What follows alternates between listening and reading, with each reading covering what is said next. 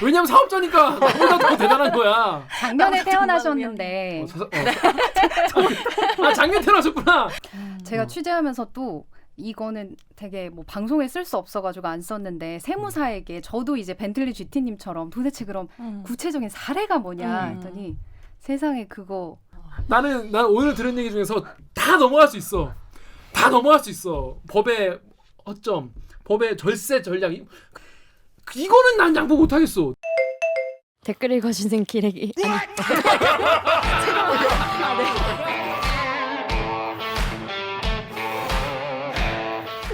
댓글 힘든데 읽어주는 이렇게 기자들 찔렀네. 기레기 아닙니다. 지금 여러분은 본격 KBS 소통 방송 댓글 읽어주는 기자들을 듣고 계십니다. 대듣기 2부. 자, 이제 시작이야. 2부도 기대된다면 좋아요 버튼을, 앞으로의 대듣기도 계속 만나고 싶다면 구독 버튼을 눌러주세요. 뉴스 기사만 봐도 빡이 치는데 자세히 듣고 오면 더 구체적으로 알차게 빡칠 수 있는 알빡기 코너입니다. 자, 여러분 요즘에 뭐 부동산 때문에 난리죠. 만나면 부동산 얘기. 네. 요새 한의원이 한의원? 네. 네. 장사가 잘 된대요. 왜? 화병이 많이 나가지고.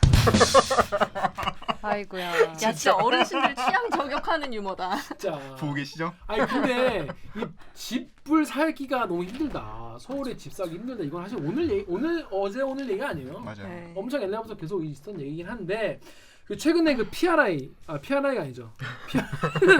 PRI는 딴 거죠. PRI는 뭐예요? PRI는 뭐예요? 피가 갈리고 알이 베기고 이가 갈린다는 군대에서. 아 진짜? 설국술 연습할 때 이렇게 하는 거 있어요. 아. 플레이 자세 리미너리 연습할 때. 라이플 인스트럭션인가? 뭐 아, 그거 있어. 그래요? 그런 게 있어. 있었어. 있어. 그 입에 붙어가지고 그게 아니라 PIR. PIR. 피르. 소득 대비 주택 가격 비율. 그러니까 소득에 비해서 주택 가격이 얼마나 높은가. 그러니까 몇 년을 내 소득을 모아야 주택을 살 수 있냐 이런 거죠. 프라이스 투 인컴 레이쇼. 근데 국회 입법조사처에서 조사를 해봤는데 작년 기준으로 12.13이래요. 뭐냐면 서울에 사는 한 가구가 월급을 10원도 안 쓰고 12년을 좀 더 모아야, 왜냐면 복비도 있고 취득세도 있고 하니까 아파트 한 채를 살 수 있다 서울에. 그러니까 그만큼 집 사기가 빡센 시대다 지금이, 그런 얘기예요. 근데 이제 이렇게 사실 일반 서민들은 서울에 집 한 채 구하기, 서울에 사는 사람들 같은 경우는 사기가 이렇게 힘든 상황인데 네. KBS 기자가 네. 열심히 취재를 해보니 네. 임대 사업이라는 게 있잖아요. 그쵸. 뭐냐면 집이 남아. 난 집이 너무 많아. 내 몸은 하나인데 집이 너무 많아. 내가 몸이 하나니까 집 여러 개를 갖고 있어도 다 가 살 수가 없잖아요. 우리가 취업을 할 때 다 합격을 해도 하나밖에 못 가는 것 같이 소개팅이 잘 돼도 한 명밖에 사귈 수 없잖아요. 똑같은 거예요. 나머지는 나눠주는 거예요? 그건 다르다. 그거랑 다른 거다. 아무튼 그래서 다른 사람들에게 이거 바라는 게 있어. 집이 너무 많아서 다른 사람들에게 이 월세를 받거나 네. 전세를 놓거나 이런 식으로 하는 그렇게 해서 거기서 돈을 버는 사람들을 임대사업자라고 하잖아요. 근데 뭐 정부 초기에 무슨 뭐 임대사업자 특혜를 너무 많이 줬다 뭐 이런저런 얘기가 있어 지금 뭐 다시 이거를 좀 정비를 한다고 하는데, 임대사업자들을 이제 어떤 사람들이 임대사업자인가 우리 KBS 기자가 취재를 해봤더니 가장 어린 분은 이제 뭐 청년 사업가 이런 게 아니라 2살, 뭐라고 불러야 돼 이분은? 4살 뭐 이런 분이었다는 거예요. 그러니까 이미 성공해 있어. 그렇죠. 진짜. 태어났는데 태어났더니. 성공해 있어. 야, 이런 2살짜리랑 계약서 쓰면 진짜 빡치겠다. 개빡칠 아. 듯, 막 지장 찍고 막 이러면 개빡칠 듯.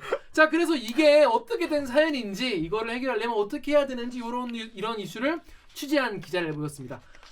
KBS 정치부의 김비치라 기자입니다. 안녕하세요. 네, 안녕하세요.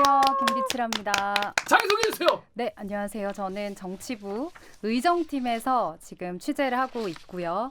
얼마 전까지는 저널리즘 토크쇼 제2에 있었어가지고 나름 이제 대들기와 약간 형제 관계, 네, 늘 동병상련을 느끼면서 갖가지 이슈에 대한 폭풍을 함께 겪었던. 그 파고를 같이 넘어왔던 네, 만덕산. 진짜. 만덕산. 제가 막 그때 한번 울고 막 그랬을 때 있잖아요. 선배가 그걸 보고 다음 날 또 마음이 따뜻해가지고 기프티콘을 아, 따뜻한 진짜 차를 마시라고. 마더덤이. 근데 또 기억 안 나죠? 기억 안 나시죠? 아니 기억나지 그래요? 기억나지 당연히 기억나지. 난 좋은 일 하고 잊으신 뭘- 줄. 이 훈훈한 감동을 그렇게 표현할 거예요? 받은 사람은 잘 까먹어도 돈 쓴 사람은 기억 안 아니 근데 진짜 오규정 기자는 우리는 그 입사하기 전에 같이 맞아. 새벽에 신촌에서 맞아. 그 같이 언론 고시 준비를 아, 했던 진짜? 사이거든요. 진짜? 네. 제가 그때 처음에 입사를 했던 데가 여기가 아니고 되게 조그만한 언론사였어요. 근데 그때 이제 선배가 저한테 전화를 해가지고 나도 됐으니까 너도 될 수 있어. 어머. 그래서 저 거기 그만두고 시험 준비해가지고. 어머. 그러니까 저는 진짜 먼저 입사해가지고 다음에 진짜 유정이가 꼭 합격했으면 좋겠다 그랬는데 역시나 그 다음에 그 딱 다음에 들어오더라고요. 와, 그래서- 귀인이네 귀인. 진짜. 아니 제가 도움을 준 건 진짜 하나도 없고 아니, 뭐 이러면서. 그런 의미에서 이제 그 유정이가 눈물 흘리는 걸 보니까 너무 저도 마음이 막 아프기도 하고 저도 이제 비슷한 고민을 저리톡에서 계속 하고 그쵸. 있으니까 네. 그런 게 너무 느껴지더라고요. 그랬습니다. 저희 프로그램이 이제 늘 KBS의 평지풍화가 있으면은 그거에 대해서 이제 시청자분들이 말할 데가 없어요. 시청자분들이 우리가 무슨 국민의 방송이라고 하지만 국민의 귀를 듣는 데가 시청자 상담실이나 KBS 홈페이지, KBS 뉴스 홈페이지에다가 웹사이트에 그쵸. 와서 욕을 쓰려고 해도 회원가입하는데 30분 걸린다는 거야. 그래서 일부러 다 할 수 어려워 있겠네. 일부러. 그래서 회원가입을 하다 보면 화가 막 좀 진정되고 딴 거 하고 싶어져가지고 욕을 안 쓴다는 거예요. 그래서 이제 말씀하시기 편한 저리톡이나 그쵸. 대리기 오셔가지고 맞아. KBS 관련 얘기를 많이 해주시곤 하시는데 그럴 때마다 저희끼리 이제 뭐 서로 막 위로도 하고 많이 맞아요, 진짜. 그랬었죠. 그래서 이번에 이제 김치아 기자가 그냥 뭐 이 부동산 관련 자료를 막 본인이 막 찾아서 땡겨서 한 거라기보다는 국회를 취재를 하다 보니까 이런 이제 자료를 입수를 하게 돼가지고 네. 이제 보도를 하게 된 거죠. 기본적으로 어떤 내용이 이게 아까 뭐 두산 어쩌고 얘기를 하는데 이게 댓글부터 읽어볼게요.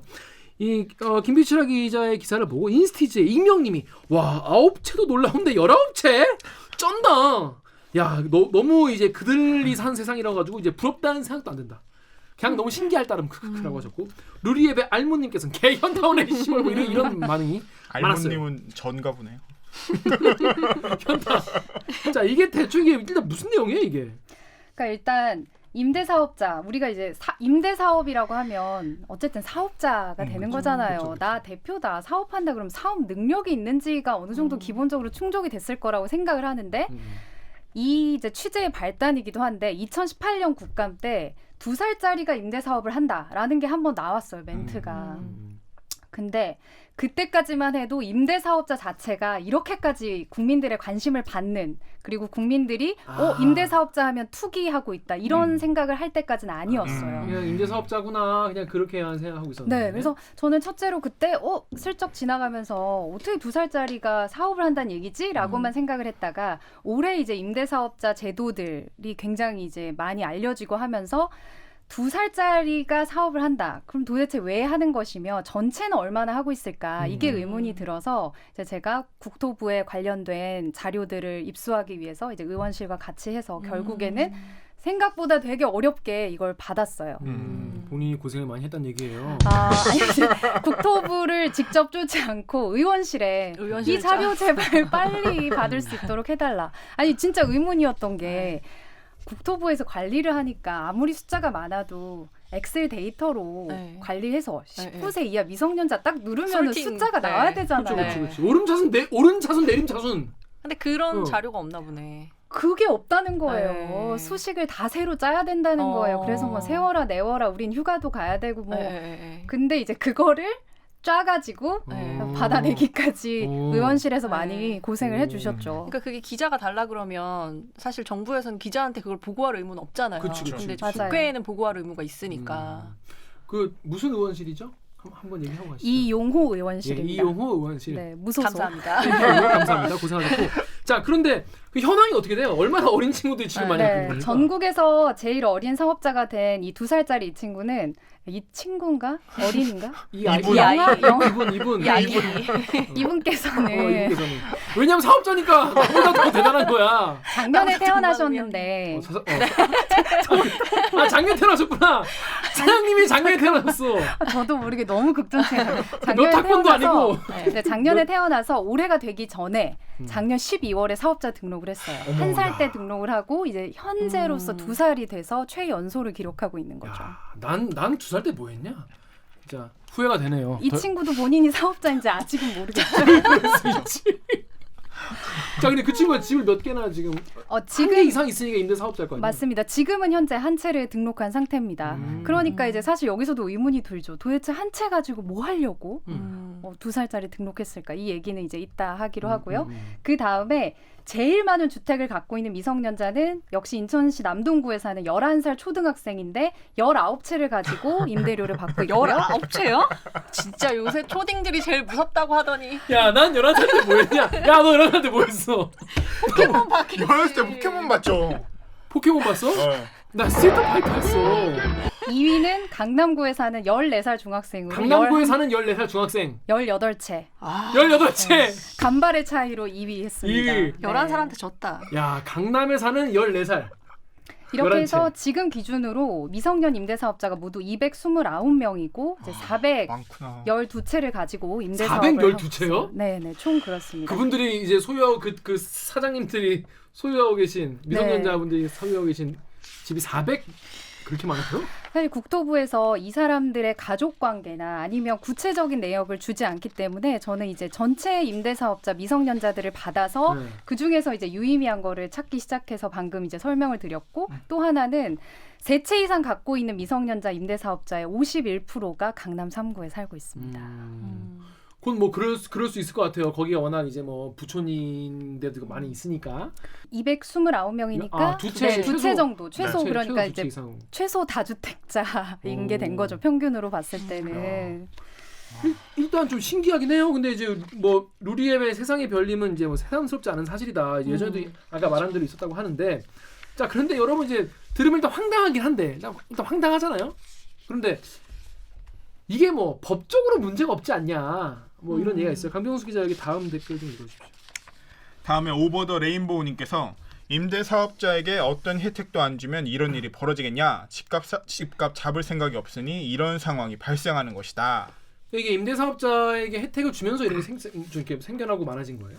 맞습니다. 그 통계 자료 가지고 이제 역으로 추적을 해보니까 사실 2016년까지만 해도 20몇 명이었어요. 근데 2017년 말에 김현미 장관이 이제 임대사업자에게 세금 종합 세트 혜택을 주겠다라고 얘기하면서 세 자릿수로 늘었고 2020년에 지금 이제 앞자리가 2로 바뀌었거든요.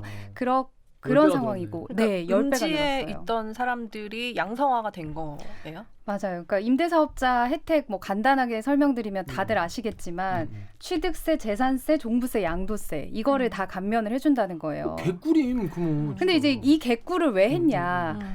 그 박근혜 정부 때 사실 좀 옛날이긴 하지만 기억해 보면 그때 전세 가격하고 매매 가격 차이가 몇 천만 원 차이밖에 네, 안 될 맞아요. 정도로 전세가 90% 막 엄청나게 전세 시장이 과열돼 있어요. 전세가율이 막 거의 100%에 육박하는. 그러니까 10억짜리 집을 9억 막 5천 이렇게 들어갈 수 있고 그런 데였죠. 그러니까 문재인 정부 들어와서는 이거를 좀 고쳐봐야 된다라고 해서 임대사업자들이 등록을 안 하고 이제 계속해서 세율을 마음대로 올린다던가 정부에서 통제가 안 되니까 그래서 임대사업자 양성화를 시키자 제발 좀 등록하세요. 혜택 등록을 주겠습니다. 해야 이제 등록을 해야 관리할 수가 있고 그렇죠. 하니까 그러니까 국가 차원에서 이제 전세 과열을 좀 이렇게 좀 잡아보려고 이제 한 거네요. 그렇죠. 근데 문제는 이제 지금까지 많이 드러났겠지만 정부 기대와 달리 이 매물 양성화가 문제가 아니라 다주택자들이 규제를 피해서 이걸 통해서 계속 등록하고 그걸로 갭 투자하고 등록하고 갭 투자하는 쇼핑을 할 수 있는 길을 열어줘 버렸기 때문에 뭐 지금 많이 문제가 좀 지적이 되고 있는 거죠.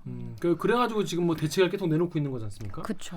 그런 상황이어가지고 임대사업자들에게 그 당시에 이제 혜택을 줬던 것 그때 이후로 확 늘어나서 10배 가까이 늘었고 이제 물론 뭐 200명이 뭐 엄청 많은 거냐라고 뭐 얘기하실 수도 있겠지만은 그만큼 편법에 대해서 이제 거기 이제 그렇게 뭐랄까 부동산 투기 이쯤 되면 투기죠. 이쯤 되면 투기인데 하시는 분들 같은 경우에는 그 법의 그 이렇게 법망을 잘 빠져나가서 이런 것들이 확 늘어났다라고 볼 수 있는 거죠.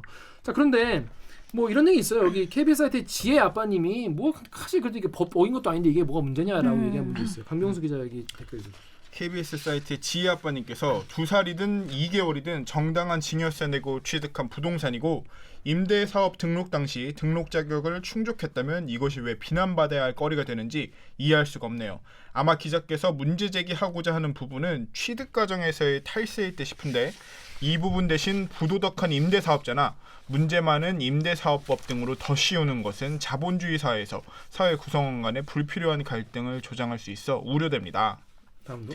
뽐뿌의 벤틀리 GT님께서는 증여해보시면 그 프로세스상 알게 되시겠지만 증여세를 안 낼 수도 없거니와 더구나 저런 케이스라면 괜한 꼬투리 잡히기 싫어서 전문 세무사의 서포트 받아서 말끔하게 처리했을 거예요. 네, 역시 뭐 벤틀리 GT를 타고 다니시는 분이기 때문에 증여에 대해서 빠삭하게 저 정말 비슷한 생각했어요. 알고 계시는 것 같아요. 뽐뿌에 근데 벤틀리 타는 분이 뽐뿌는 있을 수도 있죠. 뽐뿌에게 돈 아끼는 사이트거든요.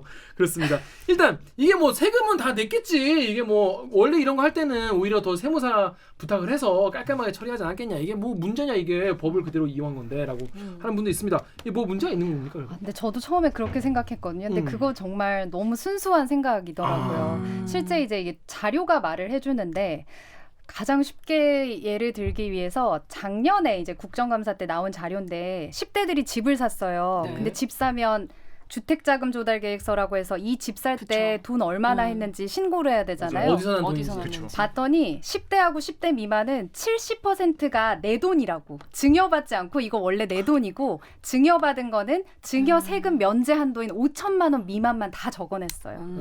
일단 통계가 말을 해주는 거죠. 그러니까 증여세를 내지 않을 범위에서만 부모에게 나 받았다라고 정직하게 적고 10대 미만이 70%를 5억짜리 집을 살 때 내가 이거 다 내 돈으로 마련했다라고 적어서 냈다는 거예요. 근데 그게 말이 되나? 경제활동을 어떻게 했다는 거지? 그렇기 10대가? 때문에 사실 이제 편법 증여라는 것이 아니, 여기 말씀해주신 분처럼 증여세 다 내고서 신고서에 적을 거라고 생각하는 분들은 사실 너무 순수하고 법을 잘 따라주시는 좋은 분들이고 그렇지 않은 분들이 너무 많은데 이게 제대로 조달 계획서만 내고 끝나고 거기에서 의심 신고가 안 들어오면 그냥 통과해서 내 집 돼버리는 거예요. 아 잠깐 이거 그냥 넘어갈 수가 없는 게 빡쳐서. 주커버그에 나라요? 아니 다 그거를 그렇게 증여되는 걸 막자고 하는 게 증여세의 그렇죠. 기본 취지고. 그래서 예를 들어서 5억짜리 집을 사는데 뭐 10년 동안 두 번 증여가 되죠. 10년 동안 두 번 증여해가지고 1억이 있는데 4억은 뭐 내가 내 돈이다. 그럼 야 이게 어떻게 네 돈이냐? 어떻게 미성년자 고딩이 어떻게 4억을 마련했냐라고 뭐 국세청이건 뭐 국토부건 이걸 따져 물어야 되는 거 아닙니까? 그렇죠. 근데 이제 그래서 국회에서도 지적이 됐었어요. 어떻게 이 말이 안 되는 것을 하냐. 국세청에서 이제 조사를 해야 된다라고 지적은 했지만 지금까지도 계속해서 되지 않고 있습니다. 제가 계속 화가 나서 넘어가지 못하겠는데. 이 국세청에서도 옛날에 저는 국세청 잠깐 출입했었는데 국세청에서도 정기적으로 부동산 점검을 해요. 그런 하지. 식으로 부동산 관련한 탈세. 그러니까 특히나 그런 미성년자들은 타겟이 될 수 있는데 문제는 이제 국토부에서는 그 자금 조달 계획서 같은 거를 그런 식으로 써내도 말이 안 되는 계획서여도 걔네들이 들여다보진 않는다는 거죠. 그거 안 들어볼 건 왜 봤냐? 그게 국세청으로 이어지고 적극적인 신고나 이런 게 또 돼야 되는데 맞아. 국세청 입장에서는 또 주무부처에서 적극적으로 신고를 안 한다거나 아니면 그 의심할 만한 그런 정황이 없을 때 그걸 강제적으로 막 이렇게 무리해서 조사를 할 수 없는 그런 게 있는 왜 봤냐? 그러니까 이게 진짜 총체적인 난국인 게 네. 국토부도 또 국토부 입장이 있어요. 이 이름도 정말 길어가지고 이름은 솔직히 되게 그럴듯해요. 부동산 시장 교란 대응반이라는 게 국토부에 있습니다. 부동산 시장을 교란하는 이런 정말 역할이 불법적인 명확한데. 국토부 전체에서 16명만이 이 일을 하고 있고 이 중에서도 상시적으로 거래를 들여다보고 하시는 분들이 6명. 그래서 그 팀을 이제 앞으로 늘리자는 게 지금 정부의 지금 대책 중에 하나잖아요. 네, 맞습니다.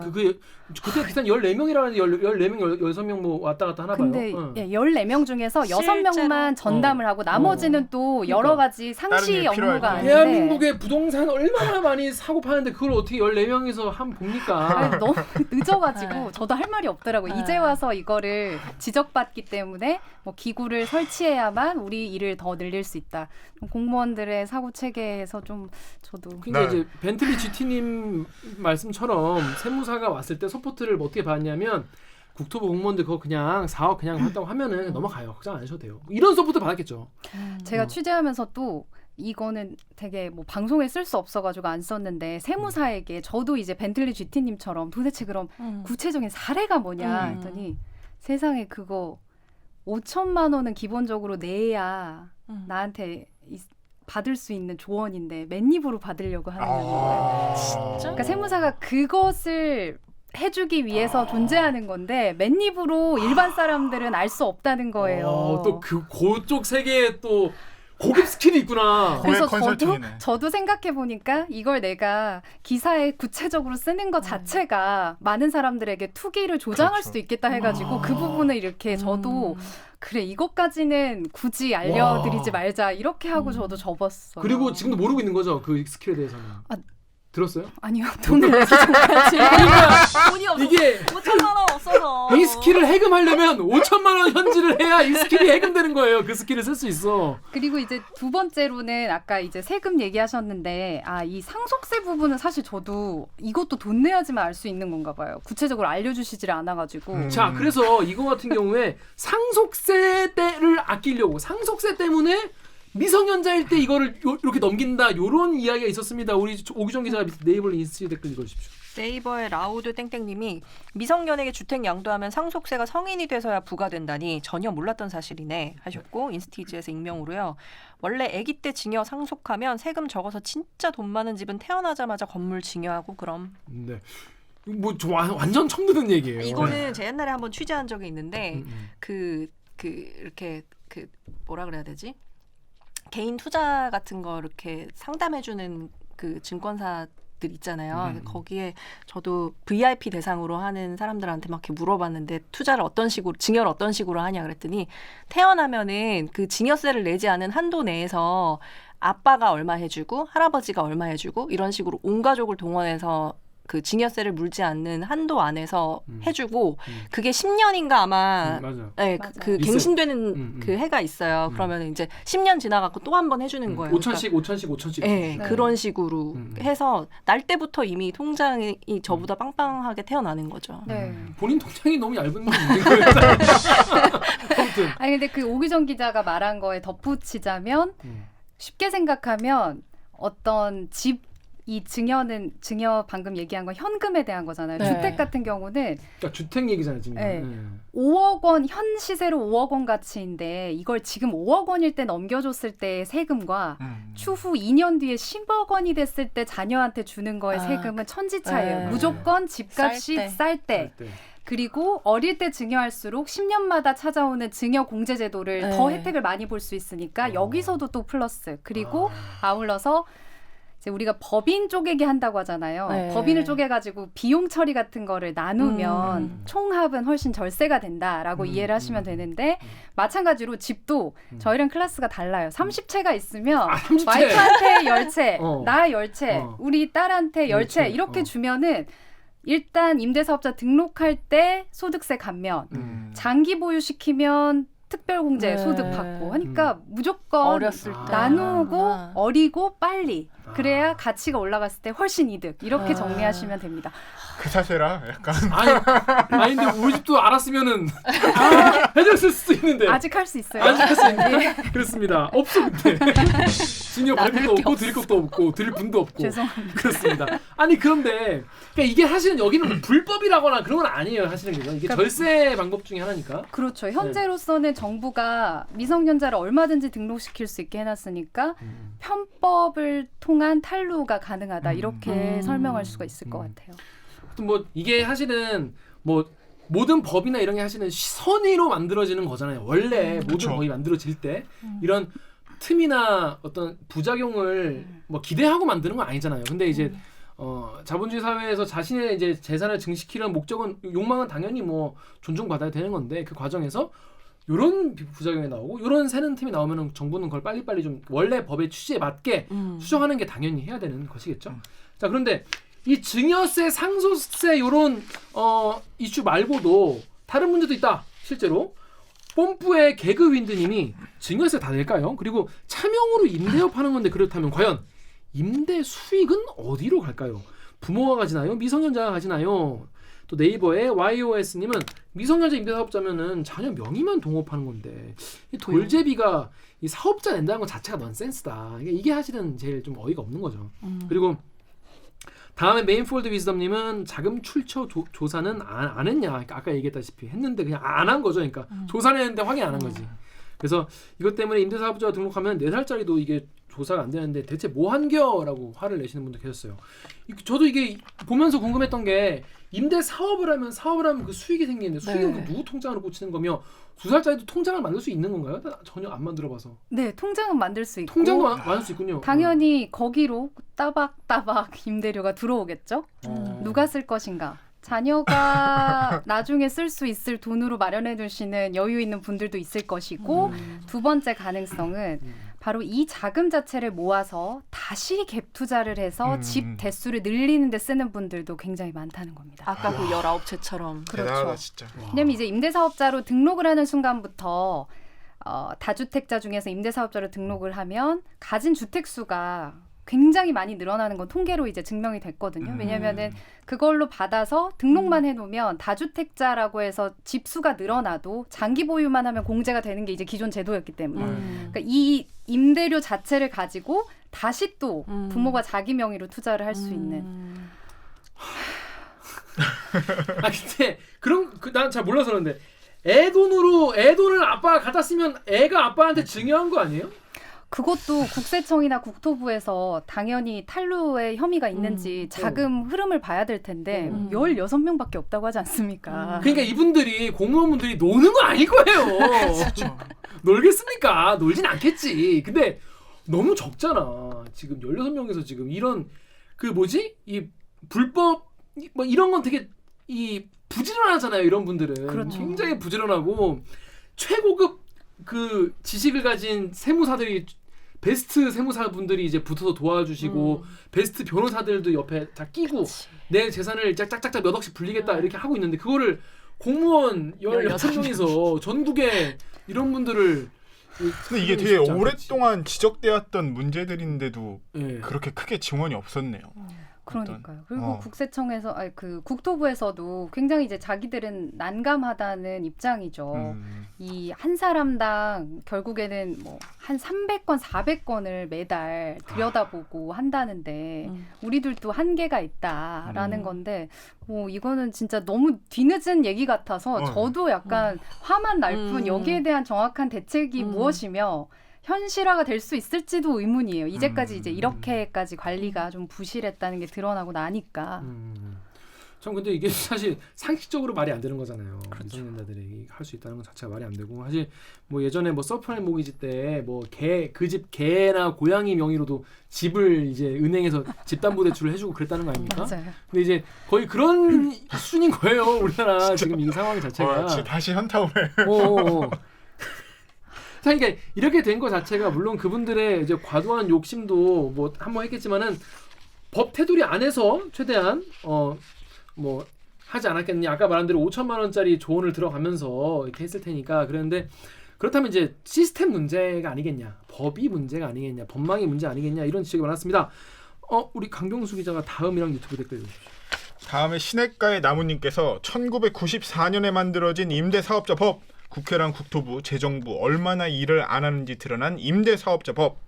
또 KBS 유튜브의 바스칼님께서 진짜 법 엄청나게 허술하네. 지금까지 법안을 안 만들었다는 게 놀랍다. 이게 물론 이제 뭐 김현미 장관의 그런 임대사업자에 대한 혜택도 있겠지만 기본적으로 그 어린이들, 그러니까 거의 신생아들도 임대사업자가 될 수 있는 이런 토대는 94년부터 있었던 거예요?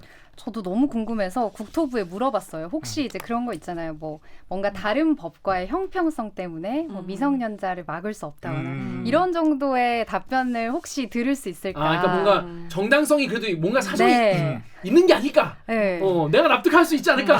저도 이런 기대를 네, 하셨어요. 아예 물어볼 때 제가 다 만들어드리면서 여쭤봤어요. 아. 혹시 이제 그런 법과의 형평성 때문인데 제가 지금 모르고 있는 것이죠? 라고 이제 여쭤봤더니 뭐라고? 아니 2살짜리 3살짜리가 계약서 쓰고 그럴 거라고 우린 생각도 못했어. 그리고 원래 그렇게까지 관심을 받던 제도가 아니라서요. 뭐 이런 대답이었어요. 임대사업자 법 자체가. 네, 근데 이제 최근 들어서 임대사업자 제도나 아니면 등록 요건을 강화하라는 여러 가지 이제 지침들이 나오다가 보니까 이거 어떡하지? 이렇게 해서 이제 법 구멍을 20년 넘게 만에 막은 거죠. 그리고 이제 들여다 보니까 2살짜리 4살짜리 중딩 고딩이 이제 임대사업자로 돈을 네. 하고 있고. 자, 그래서 이 국토부 물론 바빴겠죠. 놀지 않았겠죠. 다들 열심히 공무원분들 열심히 불철주야 이 나라 국정을 해서 열심히 일하시는 거 알겠는데 이건 조금 네. 좀 신경을 좀 써 주셨으면 좋겠다. 이제부터라도 그렇네요. 쓸 수밖에 없는. 근데 이제부터라도 신경 써 주시면 좋은데 김미치라 기자가 이제 국토부 전화한 거예요. 요거 내가 이제 그런 임대사업자인 것처럼 그러면 이거 앞으로 어떻게 좀 해야 되나요? 이렇게 물어봤다는 거예요. 그랬더니 이제 어떻게 국토부에서 답변이 왔는데 그 답변을 보시고 많은 분들이 개빡치셨는데 자 요거 그 답변에 대해서는 일단 어떤 답변을 들었는지 김비치라 기자 먼저 얘기를 해주시죠. 제가 이제 국토부 이렇게 법을 만드는 이 임대사업자 쪽에 얘기를 했더니 아까 말씀드린 것처럼 이게 그렇게까지 과연 설마 어린이들이 사업자 등록을 하리라고 우리는 생각을 못했다라는 정말 이 순진무구한 답변. 어떻게 해석을 해야 될지 모르겠는데 일단 그런 답변이 하나가 있었고 두 번째는 임대사업자 제도를 이제 온라인으로 자기 명의의 집만 서류 같은 것들 다 등록하면 지자체에서 이제 사업자다라고 하는 시스템이 온라인으로 만들어져 있거든요. 이게 국토부의 렌트홈 시스템이라는 건데 아직 안 들어가 보셨죠? 우린 난 뭐야? 내가 렌트를 하러 가지. 저도 이게 51만 명이 지금 임대사업자인데 저도 이제 취재하려고 처음 그 홈페이지 들어가 봤어요. 어쩜 그렇게 시스템이 간편한지 내 명의 서류만 딱 등록하면 바로 임대사업자. 명의 서류가 없어서. 그러니까요. 처음 저도 이제 들어가 봤는데 여기다가 제가 문의를 해봤어요. 미성년자 국회에서 최근에 이제 미성년자들 등록 안 되게 법이 통과됐다는데 지금 그러면은 등록이 막힌 거예요? 라고 얘기를 했더니 여기서 또 너무 친절하게 법은 통과됐지만 시행은 아직 안 됐기 때문에 요렇게 등록을 하시면 됩니다. 또 안내까지 해주시더라고요. 그러니까 그 대표 번호 같은 거죠. 네네. 막 11 뭐뭐뭐 네, 너무 친절하게. 지금 법 시행 전이기 때문에요, 고객님.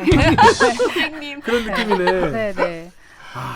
그러니까 그것도 이제 공무원 분들일 거 아니에요. 또 약간 스팀이. 그러니까 국토부에서 이거를 되게 친절하게 안내를 해주시고 아직 기회가 남아 있습니다, 고객님. 뭐 이러고 있다는 거 아니에요.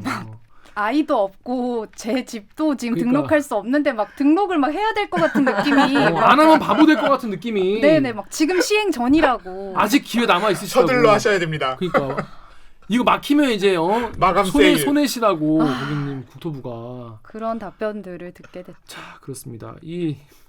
그러니까 이제 김비차 기자 얘기에 따르면 이제 국토부 직원들은 이거 어린애 할 줄 몰랐죠라는 얘기도 처음에 했었고, 근데 또 직접 문의를 하면 또 친절하게 안내를 해주시고 그런다는데 여기 KBS 사이트 켄타로스님 댓글을 오기정 기자 좀 읽어주시죠. KBS 사이트 켄타우루스님이요. 국토부 관계자의 답변 명백한 거짓말임. 렌트홈에 미성년자가 가입하는 어린이 회원 가입이라는 메뉴가 따로 있어서 어린이의 공인인증서와 부모의 공인인증서를 동시에 사용하게 해놨음. 뿐만 아니라 13세 미만과 14세 이상은 로그인 방법도 다름. 첫 화면부터 미성년자 전용 가입 화면을 만들 정도로 신경 써놓고 온라인으로 국세청 사업자 등록도 가능하도록 시스템을 완비해놓고 이제 와서 몰랐다니 이게 말이 되는 소린가. 와, 이분 디테일하다. 네. 켄타우루스님 해보셨네요. 해보셨어. 200몇 명 중에 한 명일 수 있어요. 근데 이분 정말 화나셨을 만한 게 국토부 관계자가 우리가 설마 등록할 줄 몰랐다라고 했는데 등록 딱 가서 시스템을 보니까 만들어 놓고서 너무 친절하게. 실험을 하신 건가? 혹시 누가 등록할까? 기사 오고서는 막 쳐가지고. 이거 국토부 관계자 분들 답변 너무 무성의하게 한 거 아닌가 이런 생각이 들어요. 그냥 진짜. 확인 안 해보겠지 그냥 그러고 그냥 넘기려고 이렇게 답변한 건가? 국토부 너무 안이한 거 아닙니까 이거?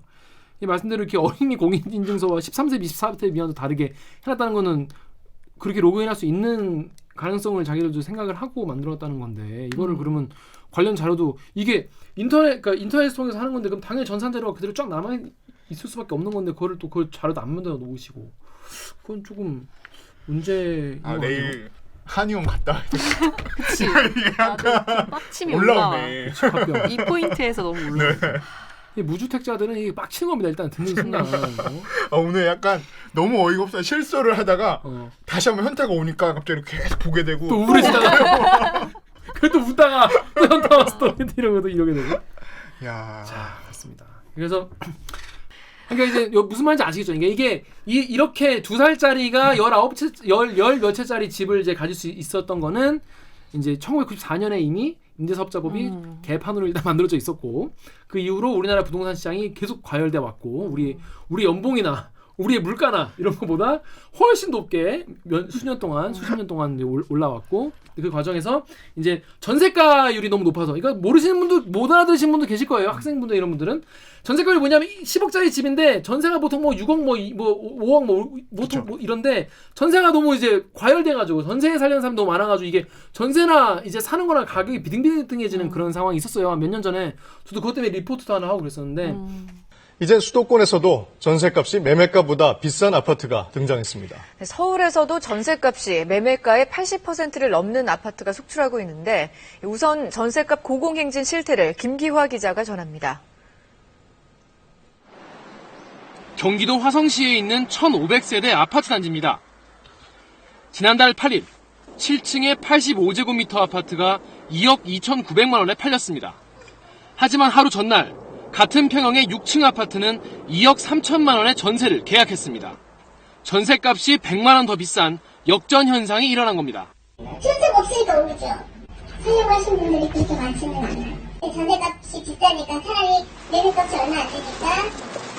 지방의 아파트나 빌라에서 전세값과 매매가 역전 사례가 나온 적은 있지만 수도권 대단지 아파트에서 이런 현상이 나온 것은 처음 있는 일입니다.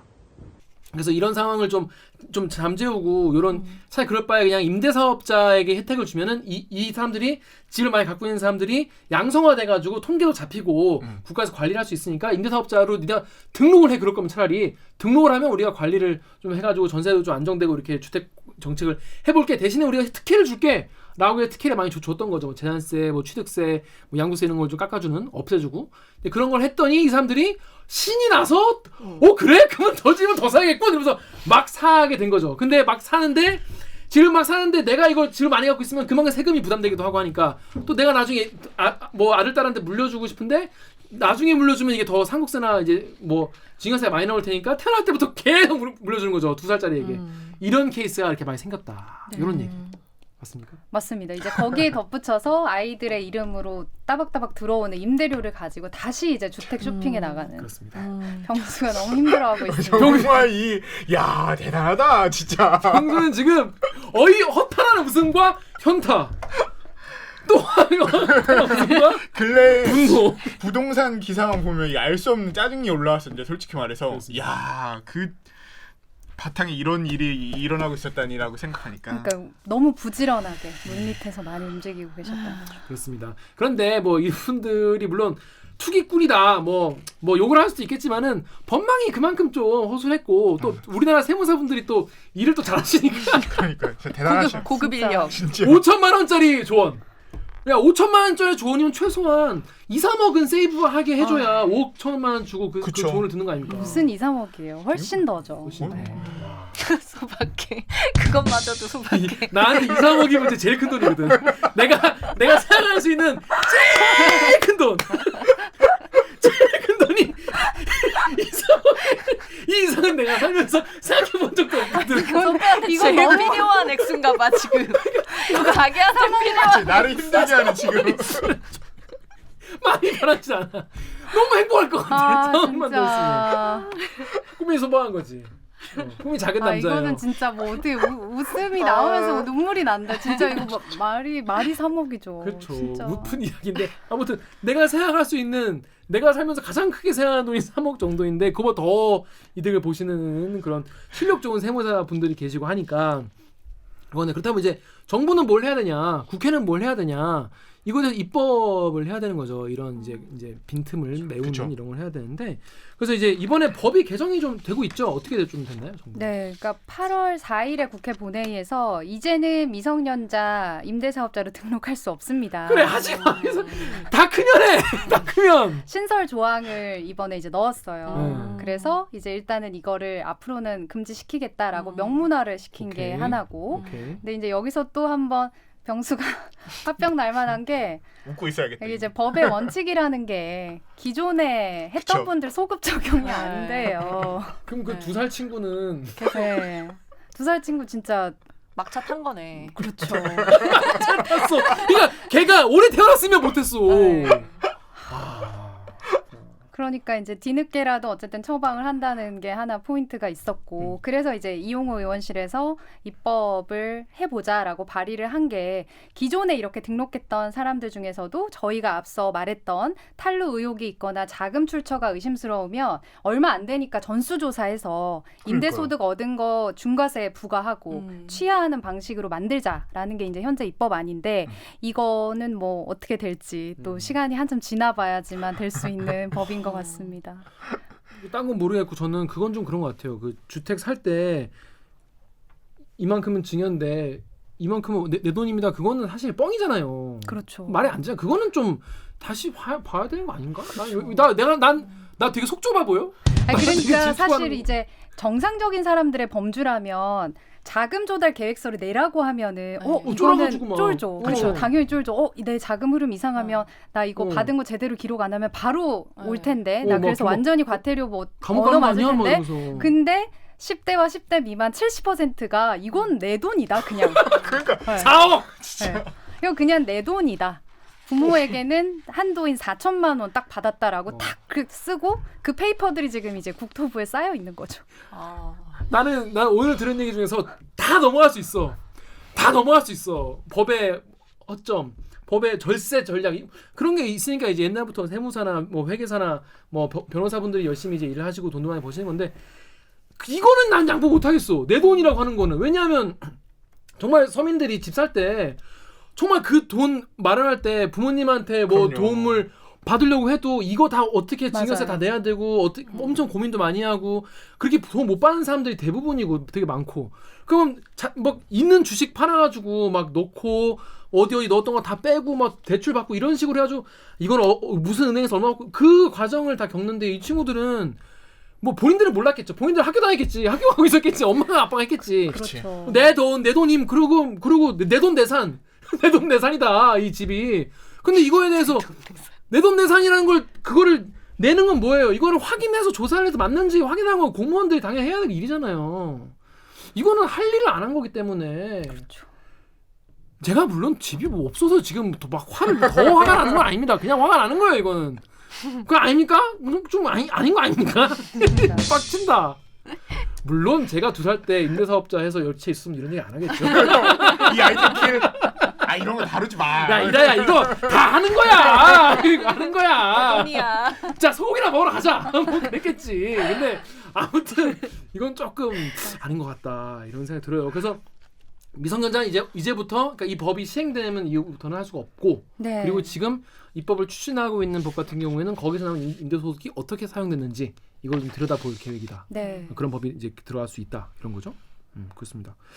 자 그런데 또 이런 이제 얘기가 나오면은 아니 내 자식이 1살이건 2살이건 걔한테 내가 주고 싶다는데 내가 집이 30채라서 10채만 주겠다는데 왜 정부가 이거 가지고 뭐라 하냐 왜 지랄을 하냐 아니 그러면 2살짜리가 임대사업자 되는 건 문제가 없다며 법상 합법이라며 그럼 걔네가 임대소득을 얻어 그럼 2살짜리가 돈을 어디 쓰냐 자기가 돈 셀 줄도 모르는 애가 꼭 부모가 애를 위해서 쓰겠다는데 그게 문제입니까? 이렇게 주장하는 거예요. 그래서 정부가 문제다. 맞아요. 정부가 빨갱이다. 이 공산당이다. 어? 이게 어떤 논리적 흐름인지 모르겠어. 나 지금 옆에서 듣는데도 이해가 안 가는데. 아니, 이게 진짜 저도 부동산을 기사를 제가 이제 경제부가 아닌 입장에서 부동산을 이렇게 취재하기 위해서 얼마나 많은 시간 들였겠습니까? 세무사는 5천만 원 내기 전까지 안 알려준다 그래. 그 자신감 쩐다. 네. 그래서 이제 저도 공부를 하다 보니까 기사들을 읽게 되잖아요. 근데 이제 기사들 제목만 보면 저도 사실 이렇게 울컥하게 기사들이 나와요. 임대사업자 관련 기사들이 제목들이 막 뭐 정부 믿고 임대사업 등록했더니 세금 지옥 펼쳐진다. 뭐 날벼락에 맞은 뭐 임대사업자 이런 식의 기사 제목만 보면 방금 말씀하신 것처럼 하여튼 정부가 나한테 이거 하라고 해놓고 갑자기 이제 세금 걷어간다. 이런 식의 논리가 가능한데 다른 건 모르겠고 임대사업자는 기존에 낼 세금에 중과를 하는 게 아니라 세금을 감면해놨던 거를 혜택을 줄이는 거기 때문에 이 기사 제목 자체가 성립을 하지가 않아요. 세금 폭탄이라고 할 수가 없어요. 원래 한 100%까지 감면해준다고 한 거를 한 70%까지 올려주고 이것도 이제 임대사업자들이 최근에 막 집회하고 해가지고 몇 가지들은 다 이제 기존 제도들 허락해준 게 있거든요. 총합으로 보면 어쨌든 이득인데 세금 폭탄, 정부가 나를 조이네 이런 식의 마인드로 기사만 보면은 저도 이제 헷갈릴 정도더라고요. 그러니까 공부를 하기엔 너무 어려운 분야예요, 부동산이. 그렇죠. 왜냐하면 없어서. 내가 있으면 관심을 있으면 공부하게 돼요. 내가 집이 열채다. 정답이. 솔직히 제가 임대사업자 렌트홈 홈페이지를 언제 들어가 있겠습니까? KB 시세도 못 봐. 몰랐어. 진짜. 51만 명이 등록했다는 거. 그렇죠. 우리는 모바일, 우리는 맨날 직방만 보는 거예요. 원룸에서 투룸으로 큰맘 먹고 투룸도 눌러보는 거야. 내 손 안에 작은 집. 그전에는 원룸만 보다가 자리 잡혔다 이거야. 그럼 투룸도 눌러보고 복층도 눌러보고 이런 삶을 살아왔던 거죠. 그러니까 그런 게 있는지 51만 명 있는데 몰랐던 거죠. 정말. 그러니까 이제 모르는 걸 이용해서 악용해서 기사들이 그런 식으로 흘러가는 거는 이거는 이제 사실 명백하게 호도당하는 거기 때문에. 그쵸. 역시 저널리즘 토크쇼 제의를 좀 해가지고 네. 기사를 보는 해안이 좀 있으신 것 같아요. 보고 계신가요? 저널리즘 토크쇼 제이 팀장님. 김양수 팀장님 갑자기 영상 편지. 아니 그러니까 그런 이제 기사들이 많이 워낙 있으니까. 그러니까 뭐라고 하냐면. 김현미 정말 죽일 사람이다. 왜냐? 임대사업자 하라고 할 때는 언제고 우리가 그거 믿고 뭘 이렇게 많이 우리 내 자산을 졸라 불려놨더니 이제 와서 세금을 뭐 더 내라고 한다. 이게 말이 안 되는 게 일단 그분들은 초반에 살 때 취득세 감면을 받았어요. 취득세가 2주택 때부터는 8%예요. 8%. 3주택 16%가 그래요. 잘하네. 그걸 빼준 거야. 왜냐면 내가 최근에 그 영상을 봤어. 그래서 그럼 그것만 해도 벌써 뭐 8억짜리 10억짜리 집을 했으면 몇 억씩 이 사람도 이익을 본 거예요 이미. 이익을 보고 뭐 판 사람도 있을 테면 파면 또 양도소득세도 빼준 거 아닙니까? 그럼 이미 이득을 엄청 보신 거예요. 근데 이제 문제는 뭐냐면 줬다 뺏는다 이거지. 그렇죠.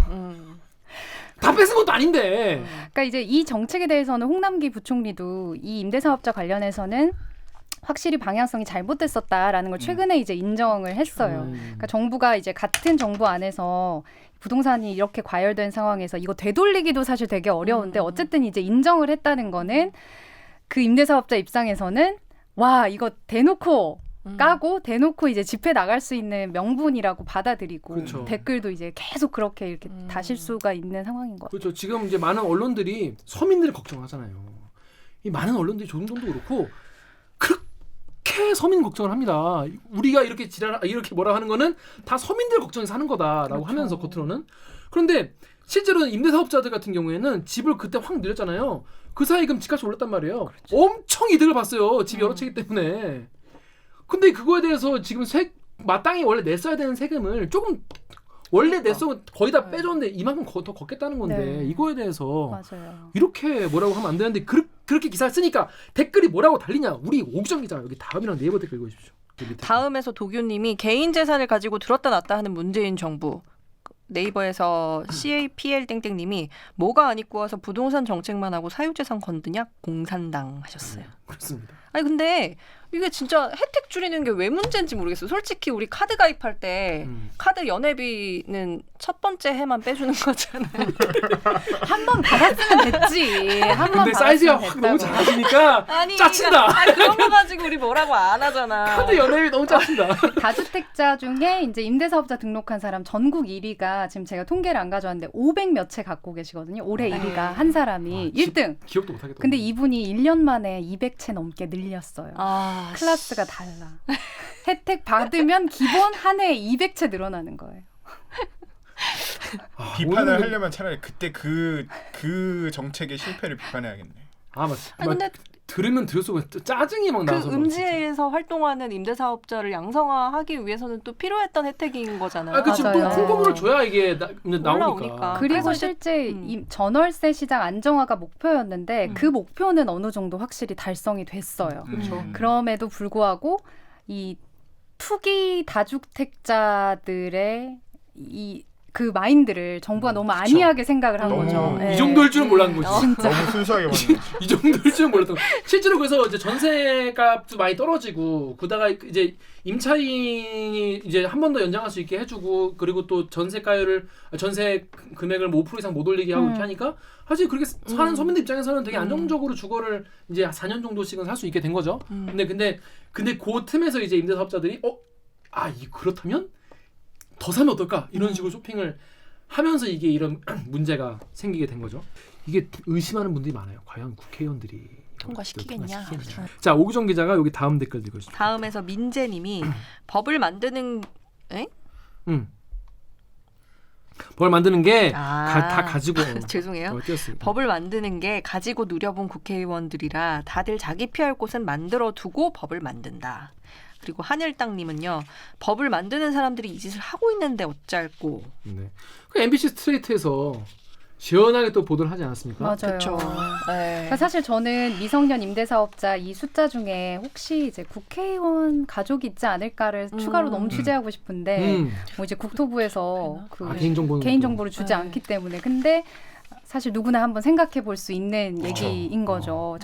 정재계에 자녀들 그러니까. 정도 되지 않으면 누가 이런 것들을 과감하게 자녀에게 임대사업자 등록까지 시켰을까. 그쵸. 그런 댓글들도 실제 있었어서 거기에 나왔으면 기사가 확 또 그렇죠. 커졌겠네. 국회의원 재산 공개 자녀들 것까지는 들어가지 않아요? 근데 이제 자녀들 거에 뭐 예를 들어서 등기부 등본에 있는 필지하고 저한테 받은 자료가 뭐 동일해야 되는데 그것까지는 그치. 맞는지 확인할 수 없으니까. 확인이 정말 되면은 국토부께 이제 익명이기 때문에. 네. 되면 좋겠죠. 어렵다. 근데 이제 이게 그만큼 국회의원에 대한 국민들의 신뢰가 너무 떨어졌다는 거예요. 실제 떨어질 만한 통계들이 벌써 많이 나왔기 때문에 과연 우리를 위한 입법을 이 사람들이 할 생각 자체가 있겠느냐라는 식으로 이제 바뀌었죠. 그렇죠. 이제 거기에 이제 그렇게 집 많이 갖고 있는 사람들이 관련된 상임위에 들어가서 거기에 자기 유리한 쪽으로 창성수를 던지고 이제 그런 모습들을 국민들이 봤기 때문에 과연 그렇게 이해 당사자가 그렇게 하는 게 당연히 앞으로 입법 과정에서도 똑같이 그렇게 하지 않겠나. 그쵸. 이런 걱정을 하시는 게 당연하겠죠. 그렇습니다. 근데 그럼 이제 국회의원들은 입법권을 갖고 있는 사람들인데 그럼 그거를 누가 감시해야 되냐? 언론이 감시를 해야 되는 거야 사실은. 언론이 계속 감시를 해야 되는데 뭐 김비치사 기자가 잘한다고 합니다 앞으로. 네, 열심히 해보겠습니다. 그런데 이 아까 이제 그런 얘기했잖아요. 법이 지금 정해져도 소급 적용이 안 된다. 그래서 속 시원한 그렇게 되지는 않을 것 같아요. 그죠? 여기 보면 BSA 방윤덕님이 사업비 소명하도록 법으로 규정하고 소명 못하면 징벌적 과세, 그러니까 탈세범 처리 형사처벌하자 이런 주장도 있으신데 네. 이렇게 앞으로 이걸 좀 처벌 같은 것도 좀 세게 해야 되지 않겠냐 네. 이런 맞아요. 분노. 그러니까 아까 얘기한 것처럼 공무원들이 우리 기존 인력으로 이런 탄루 정황 다 들여다보는 거 힘들다라고 입장을 냈기 때문에 문재인 대통령도 그 수보회의에서 부동산만 감독하는 기구 필요하다 얘기를 했었거든요. 네. 그리고 이제 정치권에서도 부동산 감독청이라고 해서 금감원처럼 이제 부동산만 특별히 이제 수사할 수 있는 권한을 줘서 아예 전담 기구를 만들자라고 이제 얘기가 나오고 있어요. 근데 진짜 이것도 한참 늦고도 늦었는데 네, 이 이제 부동산 감독기구 만들자고 얘기 나오니까 또 여야가 이야기가 막 달라요. 야당에서는 이것도 공무원 일자리 늘리고 또 낙하산 인사하려는 거 아니냐 이런 얘기가 또 이제 먼저 나오고 있거든요. 그래서 과연 이 부동산 감독청 이번에는 될지 뭐 이런 것도 사실 안개 속에 있습니다. 지켜봐 줘야 될 것 같습니다. 싫은가 봐. 생기는 게 싫은가 봐. 그렇죠. 또 여기서도 또 그런 신뢰의 문제를 우리가 제기할 수 있겠죠. 그러니까. 네. 그러니까 이건 당연히 이런 걸 보고 뭐라고 합니까? 킹리적 가심. 당연히 이걸 반대하는 건 뭔가 자기의 재산에도 뭔가 이유가 있어 그런 거 아니겠느냐. 이런 킹리적 가심을 할 수 있는 거예요. 그러니까 부동산은 사실 이제 야당으로 봤을 때는 어떻게 보면 야당 입장에서 치고 나갈 수 있는 이슈인데도 그렇죠. 뭔가 국민들이 원하는 그런 방향들이 속 시원히 나오지 않고 있는 것. 이것도 킹리적 가심으로. 그렇습니다. 킹리적 가심이 난무하는 그런 취지였던 것 같습니다. 자, 아무튼 김민철 기자 이거 부동산 사실 본인이 임대사업도 해본 적도 없을 거고 해서 어려웠어요. 그러니까 이게 진짜 어려웠을 것 같아요. 처음에 경제부에서 쓴 기사인 줄 알았어요. 이게 진짜 어려웠던 게 임대사업 하고 있는 본인조차도 법이 계속 바뀌고 본인이 이제 팔 때 세무사 도움받아서 하기 때문에 누구한테 물어봐도 케이스가 다르고 절세가 어떻게 되는지 법도 지금 이제 계속 바뀌고 있잖아요. 그런 부분 때문에 임대사업자 제도 자체에 대해서 어떻게 파야 될지가 되게 저도 어려웠거든요. 근데 이제 저도 유튜브의 도움을 많이 받았어요. 유튜브에 이제 무료로 재능 기부하시는 세무사분들이 마지막 막차를 타셔야 합니다. 이래가지고 이제 몇 월 며칠까지 하면은 요거는 감면, 요거는 끝났어. 이렇게 하고 요거 뭐 두 채 이상 막 이렇게 설명해 주시는 거예요. 아마 그게 내 친구 있을 거예요. 그래요? 내 친구 영상 많이 봤더라고. 세무사. 진짜 네. 있더라고요. 그거 봤어요. 저. 아니 이렇게 사람들이 열심히 공부하면서 부동산을 연구를 하는데 저는 이제 이제서야 봤다라는 정말 그 인간으로서 너무 늦은 것 같은 조바심이. 기자로서 취재를 하다 보니까 갑자기 나는 뭐 했나? 정말 그런 걸 느꼈는데 이제 문제는 마지막으로 이제 제가 느낀 거는 지금 이제 입법하는 거 보면은 공인중개사들도 다 불만이에요. 부동산법이 계속 바뀌기 때문에 우리도 커버해서 알려줄 수가 없다. 애초에 이제 법을 만들 때 안이하지 않게 만들었으면 좋았을 걸. 지금은 사실 이제 누더기처럼 맞아요. 세금 체계가 뭐 엄청나게 첨가가 되고 있고 국민들도 이제 그 자체의 피로감을 느끼기 때문에 지금 이제 부동산 정책 자체에 실망감을 나타내잖아요. 맞아요. 너무 많이 발표를 하고 또. 그렇죠. 그래서 제가 이제 입법하는 사람들의 입장에서 뭐 해줬으면 좋겠을까 하는데 정말 이 누더기로 앞장서서 자꾸 이제 서로 하려고 하지 말고 좀 쉬고 좀 쉬었다가 제대로 된 걸 했으면 좋겠다는 생각이 들어요. 그러니까 이것도 제가 이제 취재를 하려고 하고 있는 아이템인데 요즘에 의원들이 부동산 관련 법안만 내면은 인기가 좋고 일을 한 것 같으니까 그냥 내용 계속 복붙해가지고 각 의원실에서 우리 이거 내니까 내용도 안 보고 다 발의에 이제 해주고 이거 좀 이상한데 그러면 그 의원실에 그렇게 한다는 거예요. 너 이거 부동산인데 안 할 거야? 그럼 나도 너 다음에 할 때 공동 발의 안 해줘? 이런 수준에서 입법의 개수만 늘리는 분들이 실존한다는 거예요. 그래서 저 들으면서 네, 그러니까 저희는 입법을 할 때 엄청난 전문가들이 이거를 아이디어를 모아서 한다고 생각을 하는데 그게 아니라는 현장을 저도 목도하니까 좀 뭐 국회에서 누가 나타나서 한 2달간은 우리 부동산 입법 세미나를 좀 하고 발의를 멈추고 좀 하고. 모아서 이렇게 하나로 내자. 정말 그렇게라도 했으면 좋겠어요. 500채 그 가신 분도 모셔서 좀 얘기 좀 듣고. 그렇죠. 그 본인은 우리가 뭘 안 하겠다. 근데 제2의 본인이 안 나오려면 어떻게 해야겠냐. 우리가 약간 화이트 해커 모시는 것처럼. 그래 화이트 해커를 모시는 거지. 허점이 뭐냐. 또 세무사 분도 모시고. 너의 욕망이 뭐니 뭐 이런. 그 5천만 원 주셔야 한다는 분. 그 국회에서 5천 주고. 뭡니까 그게 대체 우리의 허점이. 그 와서 말씀해 주시고. 그 2살짜리 모셔가지고. 뭐 물어보고. 아니 진짜 저희는 그렇게 입법이 되고 있다고 사실 생각을 해오지 않습니까? 근데 아니라는 걸 제가 목도하고 나니까 부동산에서만큼은 지금 정말로 위기 상황이잖아요. 좀 멈추고 좀 누가 통제를 좀 해야 될 것 같아요. 입법 발의 자체를. 진짜 다들 열심히들 하시네요. 정말 편법 쓰는 임대업자분들이나 이름 한 번 더 넣으려는 국회의원분들이나 진짜 다들 참 열심히들 사십니다. 열심히 산다. 열심히 살아 진짜. 저희도 열심히 살겠습니다. 자, 김비추자 기자 그 지난번에 윤창호법으로 출연했었어요. 아 맞다. 그게 2년 전이. 맞아. 아 진짜 너무 늙었어요 그 사이에. 나는 무슨 뭐 프로그램이 뭐 발전했다 뭐 이런 얘기 할 줄 알았는데 본인이 뭐, 그이넷 중에 누가 늙었다는 거야? 아니 이제 솔직히 그 2년 사이에 우리 김기화 선배 당연히 결혼해서 알콩달콩 가정 꾸리고 있을 줄 알았는데 아직 아니고. 집도 갖고. 그러니까. 그렇습니다. 그렇습니다. 아무튼 2년 만에 참 그래도 네. 좋은 아이템으로 인사해 주셨죠. 너무 발전해서 너무 좋아요. 진짜 저 나올 때가 아마 구독자 수가 세 자리 몇백 명이었어요. 명. 네. 그래가지고 그때 뭐 막 지나가는 사람 잡고서 뭐 조회수 하나만 늘려줍시다 이랬던 게 엊그제 같은데. 김비추자 기자가 무슨 옥 기자도 그랬지만 무슨 강연 가가지고 맞아요. 대학교에 맞아요. 무슨 강연 가가지고 자 여기 있는 분들 다 스마트폰 꺼내세요. 그래서 제가 스마트폰 꺼내세요 해가지고 누르게 했어요. 근데 그날 저녁에 기아 선배한테 제가 오늘 소개했습니다 그랬더니 기아 선배 말이 그래서 1000명을 넘었구나 막 이러면서 진짜? 그쵸. 그때 그랬어요. 그때 그랬는데 2년 사이에 결혼은 안 하셨지만 20만 모든 가까운 거를. 유튜버를 얻으면 자식 대신 대리기를 여러분 진짜. 이게 기아 선배 모든 걸 쏟은 거예요. 맞아요. 진짜. 결혼 못하는 거야. 그렇습니다. 아무튼 그런 시기가 있었다. 그래서 이 많은 분들의 도움 덕분에 이렇게 대리기가 잘 되고 있습니다. 자, 그럼 오늘 방송도 재미있으셨나요? 재미나요? 좀 빡치셨나요? 고구마를 마셨는데 사이다가 없습니다. 이거는 그렇습니다. 앞으로 좀 이런 덜 그런 나라를 만들도록 다 열심히 해야겠죠. 네. 자, 오늘 방송도 그러면 참여 뭐 알려드려서 마무리를 하고 있습니다. 기자님들 세상의 모든 편법이 없어질 때까지 방송하는 게 꿈인 댓글 읽어주는 기자들은 매주 수요일과 목요일 유튜브 팟빵, 아이튠즈 파티, 네이버 오디오 클립, KBS 라디오 앱에 라디오 앱 콩에 팟캐스트를 통해 업로드됩니다. 오늘 저 김비치라 기자처럼 대리께서 보고 싶은 기자 혹은 다뤄줬으면 하는 기사가 있다고요? 방송 관련 의견은 인스타그램, 유튜브 팟빵 계정에 댓글을 남겨주세요.